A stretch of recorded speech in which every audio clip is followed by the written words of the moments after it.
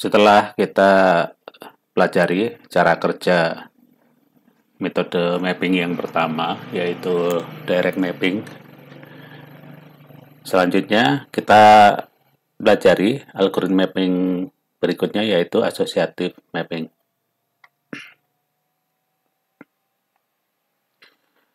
Algoritma associative mapping ini kebalikan dari algoritma direct mapping.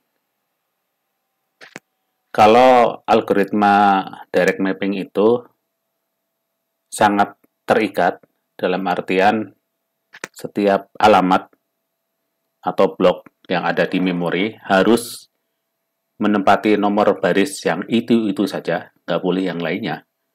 Maka metode associative mapping ini, setiap alamat atau data di cache memori boleh ditaruh di baris yang manapun. Jadi sangat kontras sekali dibanding algoritma direct mapping. Jadi ini sebagai gambarannya, ini misalnya blok data di memori, ini bisa ditaruh dimanapun di sini. Sejak baris paling awal sampai akhir itu semuanya boleh ditempati. Tidak ada keterikatan dengan baris. Kemudian bit-bit alamat dari data yang dibutuhkan itu akan dikelompokkan menjadi dua bagian, yaitu bit tag dan bit word. Jadi di sini kita lihat lebih simpel dibanding direct mapping ya. Kalau direct kan ada tiga bagian, tag, line, word. Di sini hanya tag dan word. Sehingga biasanya bit tag ini jumlah bitnya ini cukup banyak.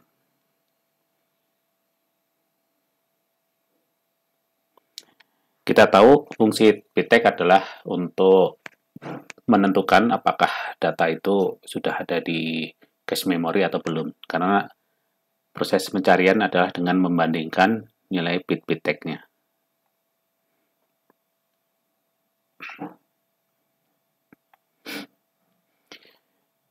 Nah, ini gambar contoh pencarian data dengan metode associative mapping. Di kiri atas, ini merupakan bit alamat dari data yang dicari, yang dikelompokkan menjadi dua bagian, yaitu tag dan word.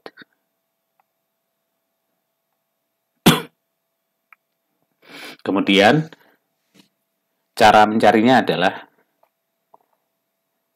seluruh bit tag di seluruh baris di cache memory ini akan dibandingkan dengan bit tag dari data yang dibutuhkan. Jika salah satu dari tag ini sama isinya dengan tag dari data yang dicari, artinya data tersebut sudah ada di cache memory. Itu istilahnya cache hit. Namun, jika ternyata tidak ada satupun isi tag ini yang sama dengan tag dari data yang dicari, artinya data belum masuk ada di cache memory, sehingga terjadi kondisi cache miss.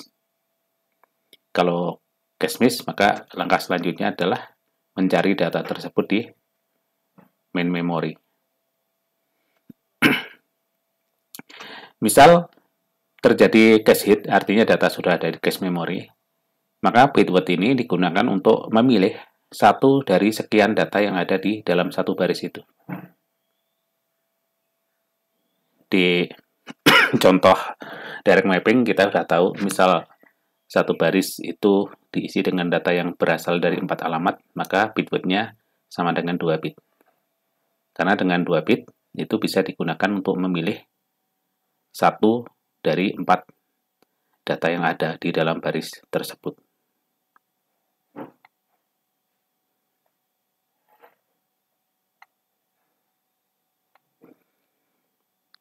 Oke, jadi seperti itu proses pencarian datanya. Nah, metode associative mapping ini biasanya metode yang paling cepat di antara metode yang lain. Namun, kekurangannya adalah implementasi fisiknya ini memerlukan jalur data yang cukup banyak. karena proses pembandingannya adalah dengan seluruh tag.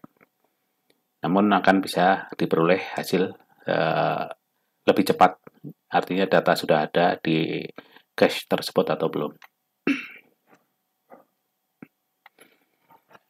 Sebagai contoh mapping, kita gunakan data yang sudah kita gunakan di direct mapping, yaitu ukuran RAM-nya 16 MB, ukuran cache memorinya 64 KB. Kemudian setiap alamat bisa menyimpan data sebanyak 1 byte.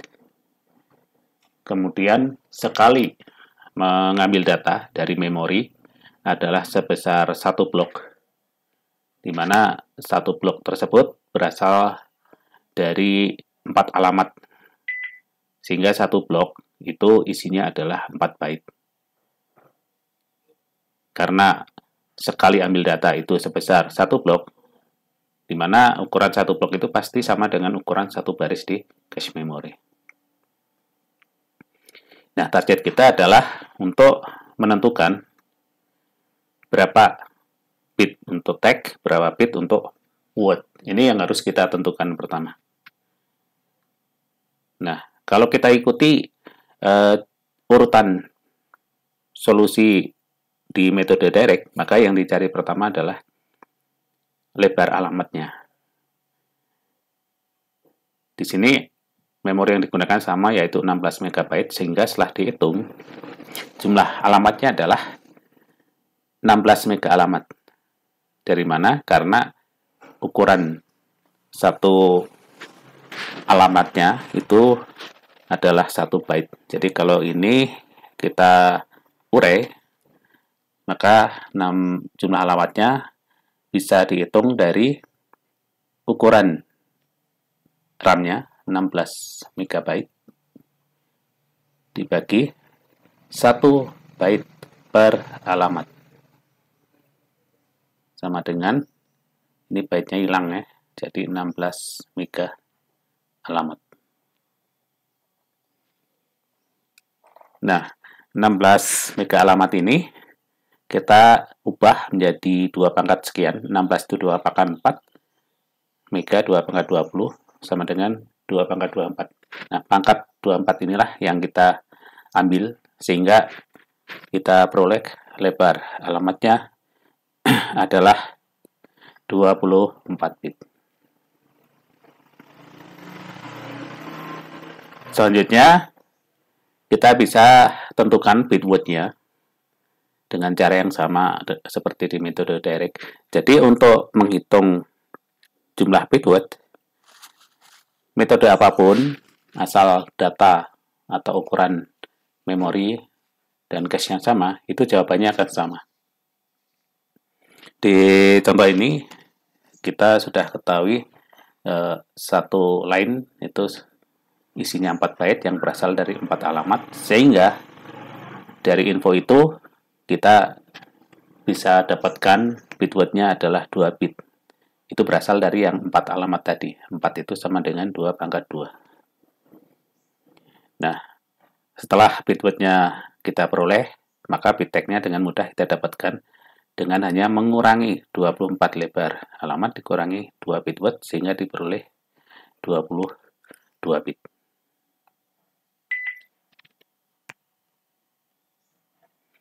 Ini hasilnya.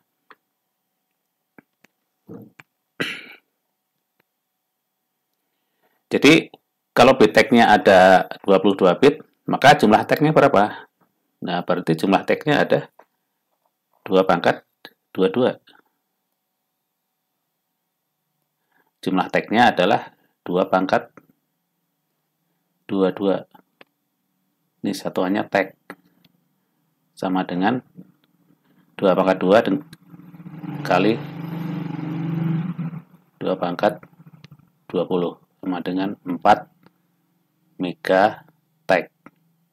Ini ya, kalau ditanyakan jumlah tag-nya.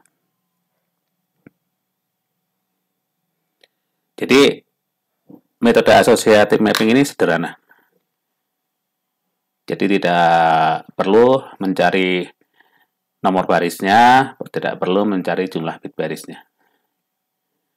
Jadi kalau diberikan suatu alamat, ya tinggal diurai saja untuk bit tag dan bit word. Nah, ini contoh mappingnya. Ini cache memory yang kanan, ini tetap ada nomor baris seperti yang di direct mapping. Namun nomor ini tidak digunakan dalam menempatkan data dari memori. Karena data boleh ditaruh di nomor berapapun. Nah, yang cukup panjang nilainya adalah untuk bit tag. Di contoh ini, bit tag-nya ada 22 bit. Sehingga kita bisa lihat ini nomor tag-nya menjadi 1, 2, 3, 4, 5, 6. 6 angka heksa. Namun perhatikan, nomor tag paling kiri, ini kita lihat di contoh ini tidak ada yang pakai huruf F. Kenapa? Karena 22 bit. Di mana 22 bit, ya, ini misal alamat datanya adalah 16339C, ini alamat memori dari data yang dicari. Ini akan diurai ke biner, kemudian dihapus 2 bit yang kanan. Kenapa 2 bit? Karena di contoh ini bit word-nya 2 bit. Sisanya adalah bit tag. Nah, kemudian dikelompokkan lagi 4 bit dari kanan, 1, 2, 3, 4, 5, 20 tambah 2, 22. Setelah itu diubah menjadi heksa. Jangan lupa ketika menulis jawabannya, angka heksa wajib diberi tanda. Di sini kita misalnya pakai tanda 0x. Jadi jawabannya adalah 058CE7. Ini adalah nomor tag-nya. Jadi alamat 16339C ini ketika ditaruh di cache memory, maka yang akan disimpan adalah nomor tag yang 0x ini, ya. Ditaruh di nomor baris berapa datanya, bebas yang manapun.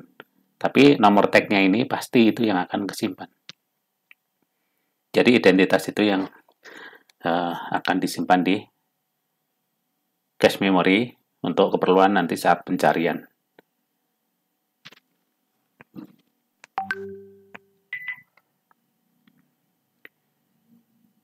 Nah, kelebihan dari metode associative mapping adalah dapat mengatasi permasalahan tracing yang sangat mungkin terjadi pada metode direct mapping. Jadi fleksibilitasnya tinggi. Namun ya kekurangannya implementasi secara fisiknya ini lebih mahal atau lebih susah, ya. Baik, sebelum ke metode yang ketiga, set associative mapping, jika ada yang mau ditanyakan, silahkan ditulis di kolom komentar. Selanjutnya kita akan bahas metode set associative. Bagaimana cara kerjanya?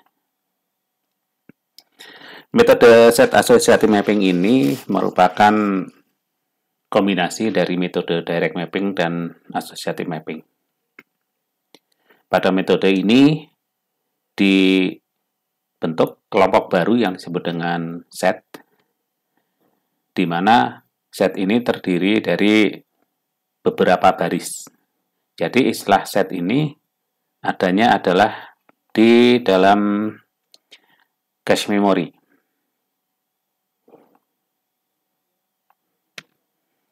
Kalau istilah blok itu adanya di dalam memori. Kalau blok itu terdiri dari beberapa alamat, kalau set itu terdiri dari beberapa baris. Kalau metode yang digunakan dalam satu set terdiri dari 2 baris, maka metodenya disebut dengan two-way set associative mapping. Kalau dalam satu baris ada kalau dalam satu set ada 4 baris, maka disebut four-way set associative mapping. Kalau ada 8, eight-way set associative mapping, dan seterusnya. Jadi, setiap data atau blok di memori itu hanya boleh ditaruh di nomor set yang telah ditentukan.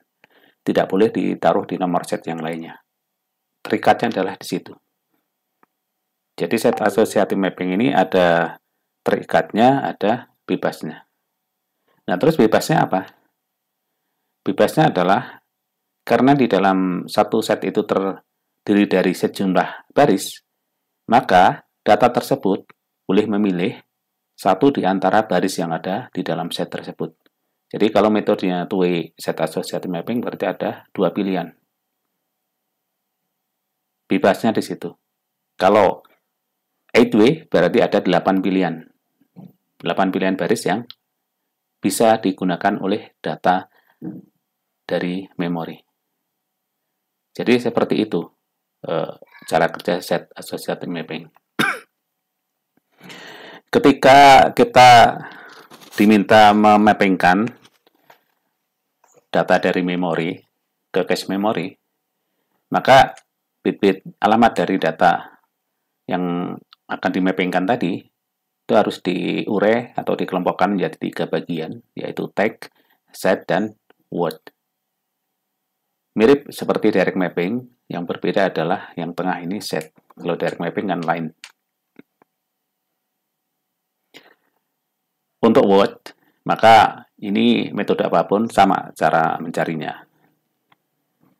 Kemudian dari gambar ini kita bisa pelajari bagaimana kalau ada program butuh data, proses pencariannya seperti apa. Kita lihat yang sebelah kiri. Ini adalah alamat dari data yang dicari. Terlebih dulu dikelompokkan menjadi 3 bagian, tag, set, dan word.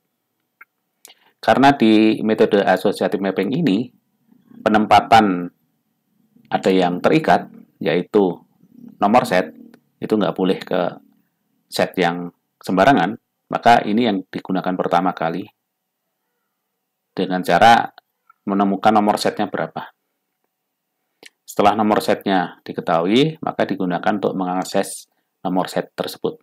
Misal, di gambar ini adalah dia ada di set nomor 1. Jadi pencarinya langsung menuju set nomor 1. Namun kita tahu di dalam satu set terdiri dari beberapa baris, maka selanjutnya adalah untuk mengetahui apakah data yang dicari sudah ada di set tersebut atau belum dengan cara membandingkan bit tag dari data yang dicari dengan semua nomor tag yang ada di set tersebut.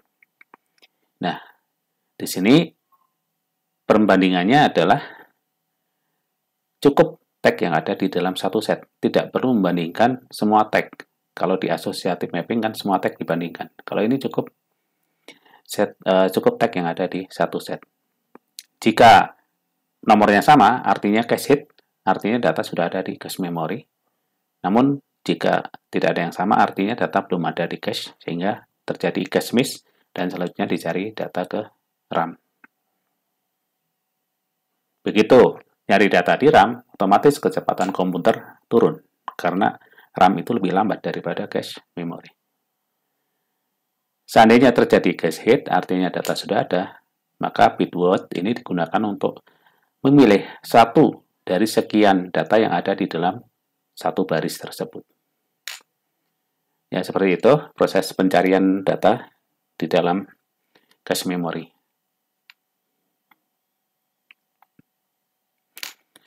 Kemudian kita coba gunakan data yang sama untuk contoh kasus seperti yang digunakan di direct mapping dan associative mapping, di mana ukuran RAM-nya 16 MB, ukuran cache-nya 64 KB, satu alamat bisa diisi data 1 byte, dan sekali ambil data dari RAM sebanyak 4 alamat yang setara dengan 4 byte.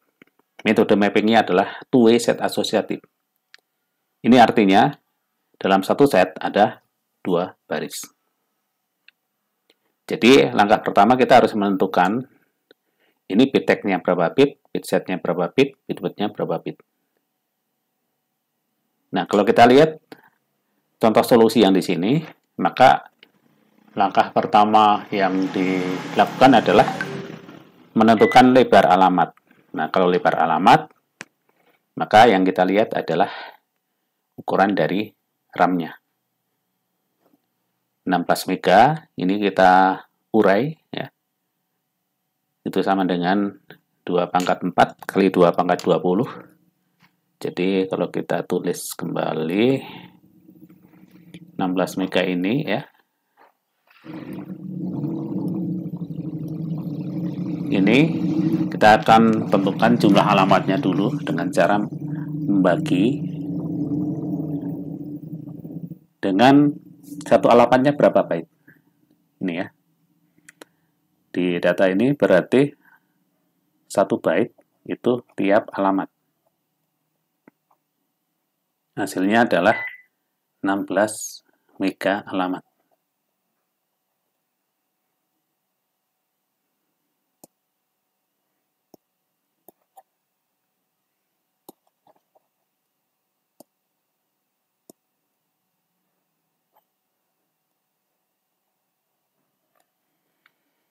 Karena ini byte-nya akan hilang ya, dibagi hilang. Nah, di sini 16 mega alamat ini bisa kita ubah menjadi 2 pangkat 4 kali 2 pangkat 20 alamat. Sama dengan 2 pangkat 24 alamat. Ini jumlah alamatnya. Kalau lebar alamat adalah jumlah bit atau pangkatnya ini. Jawabannya 24 bit. Jadi lebar alamatnya 24 bit. Kemudian untuk menghitung bit width-nya, info ini yang kita pakai ya. Dalam satu baris, itu bisa diisi data yang berasal dari 4 alamat. Nah, 4 alamatnya ini yang kita ambil. 4 alamat itu sama dengan 2 pangkat 2. Nah, ini yang tepat sebenarnya ini alamatnya, bukan byte. Kenapa alamat? Kalau di contoh ini, seandainya yang diambil 4 byte, sama, karena satu alamat 1 byte. Cuma kalau ada soal atau kasus, misalnya satu alamat 2 byte, maka kalau yang diambil adalah byte-nya, ini bisa salah ya, penentukan bit width-nya. Dulu pernah ada ya. Satu alamat sama dengan 2 byte. Nah, ini udah beda. Kalau diubah seperti ini soalnya, maka jawabannya bukan 2 lagi ya, beda. Maka yang pasti benar, ini sebenarnya yang dilihat alamatnya untuk menghitung bit width. Jawabannya adalah 2 bit. Selanjutnya, kita akan menentukan bit set. Ya, bit set ini. Bit width-nya sudah dapat 2, totalnya sudah dapat 24. Nah, sekarang kita akan hitung bit set-nya. Tadi kita sudah tahu bahwa satu set itu terdiri dari beberapa baris. Di soal ini, di contoh kasus ini, isinya 2 baris karena TUI. Jadi, langkah pertama yang kita perlu hitung adalah jumlah barisnya. Jadi, masih mirip seperti metode direct mapping. Caranya adalah ukuran cache memorinya, ini yang 64, ini dibagi dengan 4 byte. Ini 4 byte ini adalah sebenarnya per baris atau per line ya. Byte-nya hilang, sehingga hasilnya 64 bagi 4, 16 kilo line. Oke, jadi jumlah barisnya 16 kilo baris. Nah, kita belum selesai sampai di sini karena target kita adalah menghitung bit set. Nah, bit set bisa kita ketahui kalau kita tahu jumlah setnya. Nah, setelah kita tahu jumlah barisnya, kita bisa tahu juga jumlah setnya karena metodenya TUI set associative mapping, artinya satu set ada 2 baris. Maka yang 16 kilo ini dibagi 2, hasilnya 8 kilo set. Jadi jumlah setnya ada 8 kilo. Untuk mendapatkan bit setnya, 8 kilo ini kita urai menjadi 2 pangkat sekian, yaitu 2 pangkat 3 kali 2 pangkat 10 atau sama dengan 2 pangkat 13. Pangkatnya itu yang merupakan bit setnya. Sehingga setelah kita mengetahui lebar alamat total, jumlah bit word, kemudian bit setnya kita tahu, maka bit tag-nya kita bisa hitung dengan cara pengurangan seperti ini. 24 dikurangi 13 kurangi 2 sama dengan 9 bit. Dengan 9 bit maka jumlah tag-nya ada 512 tag. Kalau di direct mapping jumlah tag-nya ada 8 bit ya, ini ya bit tag-nya, sehingga jumlah tag-nya 2 pangkat 8 atau 256 tag itu di direct mapping. Kalau di sini ada 512 tag. Jadi sudah beda ya dengan yang di direct mapping. Ini hasilnya. Bit tag-nya 9 bit, setnya 13 bit, bit word-nya 2 bit.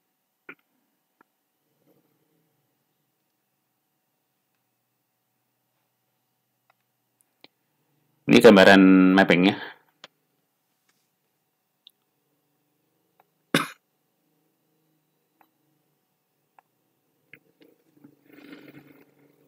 Yang sebelah kiri ini memori, satu kotak ini satu tag.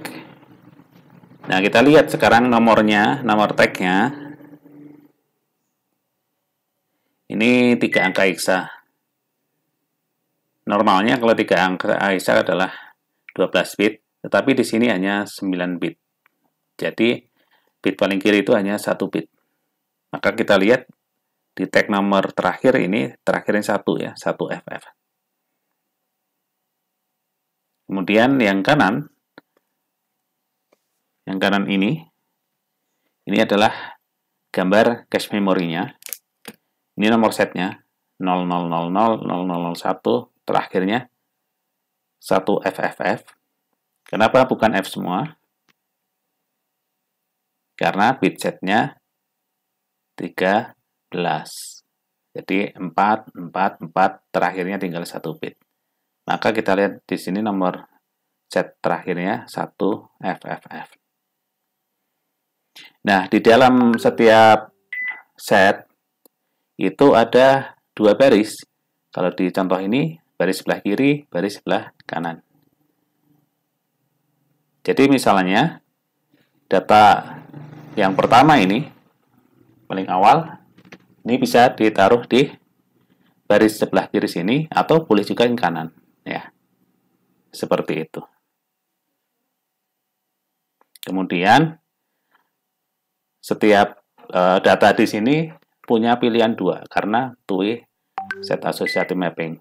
Kalau four-way, gambarnya ini akan ada 4 kotakan, 4 pilihan. Ya, demikian seterusnya.